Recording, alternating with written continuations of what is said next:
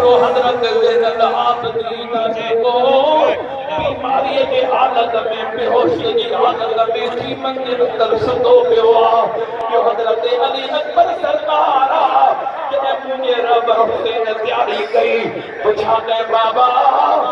काॾे तयारी पाण फरमाईंदा बच्चा मुंहिंजे नाने जे दीन जे बचाइण जो टाइम अची वियो आहे सॼो कुटुंब क़ुर्बान कयो आहे अॼु मां हुसैन बि वञी नाने जे दीन तां क़ुर्बान थो थियां त हज़रत अली अकबर मुस्तफ़ा जे तस्वीर वारो हुसैन जे पेरनि ते किरी पियो आहे बाबा जवान पुटु हुजे ऐं बाबा हुनजे साम्हूं वञी शहीद थिए बाबा ईअं कॾहिं बि थी न सघंदो बाबा अॼु करबला में वञण जी इजाज़त कयो मां अली अकबर खे ॾियो तव्हांजे क़दमनि तां अली अकबर सिर क़ुर्बान करे नाने जे क़दमनि तां नाने जे दीन तां हज़रत अली अकबर सिर क़ुर्बान करे रोई रोई हज़रत अली अकबर इजाज़त वरिती पापनि खां ख़ुदाए जो दरबार नबी पियो पार करे दिनारे चवण लॻियो अॼु मुस्तफ़ा जी तस्वीर बि वञी रही आहे हज़रत अली अकबर सरकार जी घोड़े ते चढ़ियो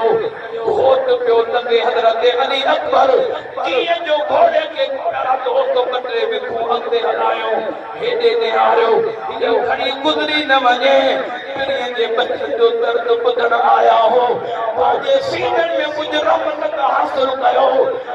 पीढ़ीअ जे बचनि जे दर्द जो दास्तान ॿुधो आम घराणे जे दर्द जो दास्तान कोन्हे मुस्तफ़ा जे कुलनि जे सवारनि जो दास्तान हज़रत अली अकबर घोड़े खे अॻिते थोरो करे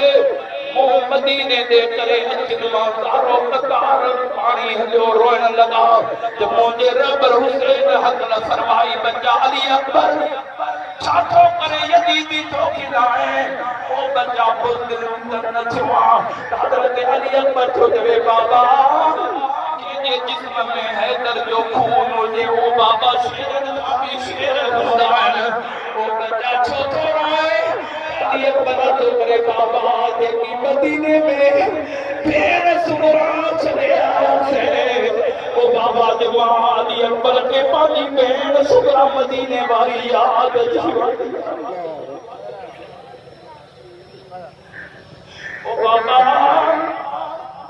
भेण सुगरा के